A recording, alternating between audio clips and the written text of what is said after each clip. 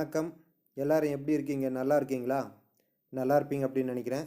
இன்று ஒரு தகவல் என்ன அப்படின்னு பார்த்தீங்கன்னா, நம்மளில் பல பேர் ஏடிஎம் போய் பணம் எடுக்கும் பொழுது சில நேரங்களில் பணமே நம்மளுக்கு வராது. ஆனால் பணம் வந்த மாதிரி நம்மளுக்கு டெபிட்டட் மெசேஜ் வரும். நிறைய நபர்கள் பார்த்துருப்பீங்க. இன்றைக்கி பார்த்தீங்க அப்படின்னா ஒரு ஃப்ரெண்டோட ஃப்ரெண்டு ஏடிஎம் போகிறாரு. போகிற வரையில் வண்டி பஞ்சர் ஆயிடுது. வேற ஒரு நபர் அந்த வழியாக போகும்போது அவர் ஃப்ரெண்டுக்கிட்ட கொடுக்குறாரு.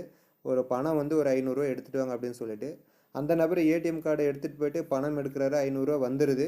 பட் இவர்கிட்ட வந்து ஏடிஎம் கார்டை கொடுத்துட்டு பணம் வரலப்பா அப்படின்ற மாதிரி சொல்லிடுறாரு. பணம் வந்த மாதிரி வந்துச்சு, ஆனால் டெபிட்டட் மெசேஜ் இவருக்கு வந்துருச்சு. ஆனால் அவர் பணத்தை எடுத்துக்கிட்டு பணம் வரலன்னு சொல்லி கொடுத்துட்டு போயிடுறாரு. இவர் வந்து ஒரு அரை மணி நேரம் 1 மணி நேரம் பார்க்குறாரு, ரிட்டர்ன் வருது அப்படின்னு சொல்லிட்டு வரல. அதுக்கப்புறம் பேங்க்கில் போய் பார்க்குறாரு. அங்கே போய் மேனேஜர்கிட்ட இந்த மாதிரி ஆச்சுன்னு சொன்னால் அவங்க அந்த மாதிரி எதுவுமே வரலையே, பணம் கரெக்டாக தானே வந்திருக்குது அப்படின்னு சொல்லி சொல்கிறாங்க. மறுபடியும் இந்த நபரே வந்து 2-3 பேர்த்த வச்சு விசாரித்து கேட்கும் பொழுது பணம் வந்துச்சு, அர்ஜென்ட்டுக்கு நான் எடுத்துக்கிட்டேன் அப்படின்ற மாதிரி போய் சொல்லிடுறாரு. ஸோ இது மூலிமா நான் என்ன சொல்ல வரேன்னா, உங்களுடைய வங்கி கணக்கு சார்ந்த விவரங்களை யாருக்கிட்டையுமே தயவுசெய்து கொடுக்காதீங்க. அது இந்த மாதிரியான சில பிரச்சனைகளை ஏற்படுத்தும். முடிஞ்ச அளவுக்கு நீங்களே கையாளுங்க அப்படின்றத சொல்லிக்கிறேன். மைவி த்ரெட்ஸில் இன்றைக்கி எதை பற்றி பார்க்க போகலான்னா, மைவி த்ரெட்ஸில் டெய்லியும் புதிய ஓஎம் உறுப்பினர்கள் நிறையா வந்துக்கிட்டு இருக்கீங்க. அதில் நிறைய நபர்கள் ஆர்வமாக பார்த்து அடுத்தடுத்து பிளான் போகிறீங்க. சில பேர் ஓஎம்லேருந்து பிஎம்மாக மாறலாமா வேண்டாமா அப்படின்னு யோசனை பண்ணிக்கிட்டு இருக்கீங்க. அப்படி நீங்கள் ஓஎம்மாகவே இருந்தீங்கன்னா ஒரு முறை மட்டும்தான் பணம் எடுக்க முடியும். 50 to 60 வந்தால் எடுக்க முடியும், அதுக்கு மேலே எடுக்க முடியாது. அதுக்கப்புறம் நீங்கள் பிஎம் அப்டேட் ஆனால் தான் நீங்கள் மாதம் பணம் எடுக்கக்கூடிய ஆப்ஷனை பெற முடியும். அதனால் முடிஞ்ச வரைக்கும் உங்களால் ஒரு பிஎம் ஆச்சு அப்டேட் ஆகிங்க அப்படின்றத சொல்லிக்கிறேன். அடுத்த விஷயம், நிறைய நபர்கள் பார்த்தீங்கன்னா க்ரௌனாக இருப்பீங்க. உங்களுக்கு கீழே ஒரு க்ரௌன் வராரு அப்படின்னு சொன்னால் அவருக்காக நீங்கள் நிறைய விஷயங்கள் செஞ்சு கொடுப்பீங்க. அவருக்கு பணமே இல்லைனாலே ஒரு 5000 10,000 கொடுத்து ஹெல்ப் பண்ணுறேன் அப்படின்னு சொல்கிறீங்க. சில பேர் அவர் அக்கௌண்ட்டில் பணம் இல்லைனா கூட என் அக்கௌண்ட்டில் போட்டு விடு, அவருக்கு பணம் கட்டவே தெரியல, ஃபோன்பே கூகுள் பே தெரியாது, பேங்க் போக தெரியாது அப்படின்னா கூட என் அக்கௌண்ட்டில் கட்டுங்க, நான் உங்களுக்கு பே பண்ணி தரேன் அப்படின்னு சொல்லிட்டு அப்ளைன்னு நிறைய பேர் உதவி செய்கிறீங்க. ஸோ அது ஒரு வகையில் நல்ல விஷயமும் கூட, இன்னொரு வகையில் கெட்ட விஷயமும் கூட. நல்ல விஷயம் என்ன அப்படின்னு பார்த்தீங்கன்னா, சரியான முறையில் அவங்களுக்கு ஹெல்ப் பண்ணி சரியான முறையில் நீங்கள் அவங்க அப்ளிகேஷனில் இருக்கிற அந்த பேங்க் அக்கௌண்ட்டுக்கு பணம் அனுப்பி உங்களுக்கு பின் வந்துருச்சுன்னா ஓகே, அது நல்ல விஷயம். கெட்ட விஷயம் என்னன்னு பார்த்தீங்கன்னா, என்னுடைய டவுன்லைனில் ஒரு நபர் அல்லது என்னுடைய ஃப்ரெண்ட் சர்க்கிள்னு கூட வச்சுக்கலாம். அவர் க்ரௌன் மெம்பரு, அவருக்கு கீழே வந்து ஒருத்தர் க்ரௌன் அப்டேட் ஆகிற 2 பேரும் ஒரே ஜோனில் இருக்கிறாங்க. சரி, இவர் என்ன சொல்கிறார், அப்ளைன்னு அவருக்கு கையில் கொடுக்குற பணத்தை இவரை வாங்கிட்டு இவர் அக்கௌண்ட்லேருந்து அவருக்காக பே பண்ணுறாரு.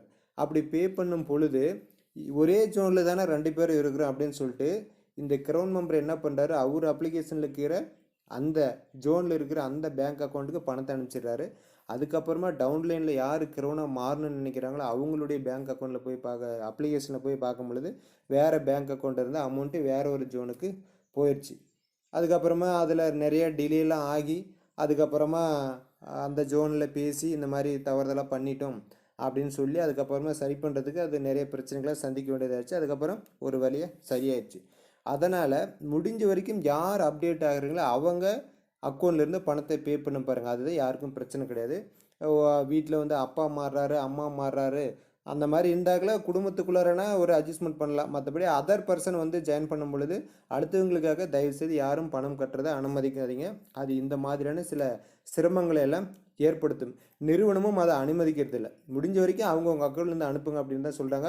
அவங்களுக்கு தெரியலையா, நீங்கள் அப்ளைனாக இருக்கிறீங்களா, கூட போங்க, பேங்க்குக்கு போங்க, அது எப்படி நெஃப்ட் ஃபார்ம் ஃபில் பண்ணணும், ஃபோன்பே கூகுள் பேல எப்படி பே பண்ணணும் அப்படின்றத அவங்களுக்கு சொல்லிக் கொடுங்க.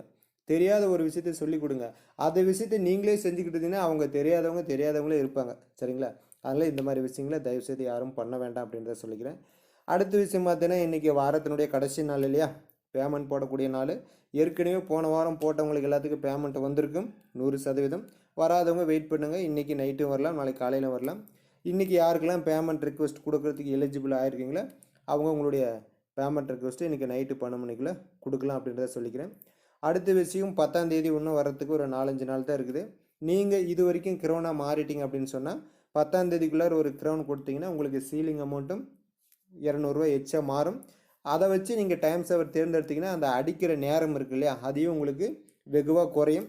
அதனால் யாரெல்லாம் க்ரௌனாக மாறி இருக்கிறீங்களோ அவங்க இந்த 10ஆம் தேதிக்குள்ளே டைம் சேவர் வேணும் அப்படின்னு நினச்சிங்கன்னா உங்களுக்குள்ள ஒரு க்ரௌன் நம்பரை கொண்டு வரலாம். இது கட்டாயம் கிடையாது. உடனே நிறுவனம் கண்டிப்பாக ஆளை சேர்த்து சொல்கிறாங்க அப்படின்னு வேறு நிறைய பேர் கொஸ்டின் கேட்குறாங்க. நிறுவனம் ஆள் சேர்த்த சொல்கிறது எதுக்குன்னா நம்ம நேரத்தை குறைக்கிறதுக்கும் மீதி நேரத்தை இந்த பிஸ்னஸில் கொஞ்சம் செலவு பண்ணோம்னா இன்னும் இன்கம் வாங்குறதுக்கு உண்டான நிறைய வழிகளை அங்கே செய்ய முடியும் அப்படின்றதுக்காக தவிர மற்றபடி ஆள் சேர்த்தணும் அப்படின்றது நிறுவனத்தில் எங்கேயுமே கட்டாயம் கிடையாது. அதை நீங்கள் ஓயமாக கூட ட்ராவல் பண்ணலாம், என்ன வேணாலும் நீங்கள் ட்ராவல் பண்ணலாம். சரிங்களா? அதனால் நிறுவனத்தை சரியாக புரிஞ்சுக்குங்க. நிறுவனம் சொல்லக்கூடிய விஷயங்களை காது கொடுத்து கேளுங்க. இப்போல்லாம் முதல்ல எடுத்த உடனே உங்களுக்கு ஒரு ஸ்க்ரீன்ஷாட் வரும், வீடியோவை முழுமையாக கேளுங்க, சவுண்டு வச்சு கேளுங்க அப்படின்னு சொல்லிட்டு. ஸோ அதனால் அதெல்லாம் கேளுங்க. அதில் நிறைய விஷயங்கள் இருக்குது. ஏதோ தேவையில்லாத விஷயங்களை நம்ம காது கொடுத்து சவுண்டு வச்சு ஹெட்ஃபோன் போட்டு கேட்குறோம். ஒரு வருமானம் தரக்கூடிய ஒரு கம்பெனி ஒரு மெசேஜ் சொல்கிறாங்கன்னா அதில் நமக்கு நம்ம ஒரு தவறு இல்லாமல் எப்படி செயல்படணும் அப்படின்றதுக்கான ஒரு வீடியோவை தான் அதில் இருக்கும். போட்ட வீடியோ போடுறாங்களா, போட்டுட்டு போகிறாங்க. அதனால் என்ன, எதே விஷயம் போட்ட பாட்டே போடுறாங்க, நம்ம கேட்குறது இல்லையா டிவியில். அந்த மாதிரி கேட்டுட்டு போகலாம். அதனால் ஒன்றும் நம்மளுக்கு கெடுதல்லாம் கிடையாது. மேலும் மேலும் அதை தெரிஞ்சு நம்மளுக்கு மனப்பாடமே மாறிடும், செயல் மாதிரி. ஓ இதுனா இப்படி தானா, இது பண்ணால் இப்படி வருமா அப்படின்ற மாதிரி. அதனால் உங்களுடைய டவுன்லைன் மக்களை கைட் பண்ணுங்கள். ஸ்டோரில் நம்மளுக்கு நிறைய இன்கம் இருக்குது, ரீபர்ச்சேஸ் இன்கம். அதில் உங்கள் டீமை டெவலப் பண்ணுங்கள். கண்டிப்பாக மைவி த்ரெட்ஸில் உங்களுக்கு ஒரு முன்னேற்றம் இருக்குது அப்படின்றத சொல்லிக்கிறேன். மேலும் புதிய நபர்கள் இப்படி ஒரு மைவி த்ரெட்ஸ் நிறுவனத்தில் எதை சொல்கிறாங்க, டெய்லியும் ஒரு வீடியோ போடுறாங்க, மாதம் 45,000 வாங்குறேன்றாங்க, 54,000 வாங்குறேன்றாங்க, கமிஷன் வருதுங்கிறாங்க, இன்னதான் இருக்குது. சரி நாமளும் ஃப்ரீயாக ஒரு ஜாயினிங் பண்ணி பார்ப்போமா அப்படின்னு நினச்சிங்கன்னா உங்களுடைய பெயர், பிறந்த தேதி, ஃபோன் நம்பர், மாவட்டத்தின் பெயர், பின்கோடு டிஸ்பிளே நம்பருக்கு வாட்ஸ்அப் பண்ணுங்கள். உங்களை ஃப்ரீயாக மைவி த்ரெட்ஸில் இணைத்து விடலாம். மேலும் ஏதாச்சும் பழைய நபர்களுக்கு சந்தேகம் இருந்தால் நீங்கள் வாட்ஸ்அப் பண்ணுங்கள், கால் பண்ணுங்கள். உங்கள் சந்தேகம் எதுவாக இருந்தாலும் தீர்த்து வைக்கலாம். மீண்டும் நாளை ஒரு புதிய மைவி த்ரெட்ஸ் அப்டேட்டுடன் உங்களை சந்திக்கிறேன். நன்றி, வணக்கம்.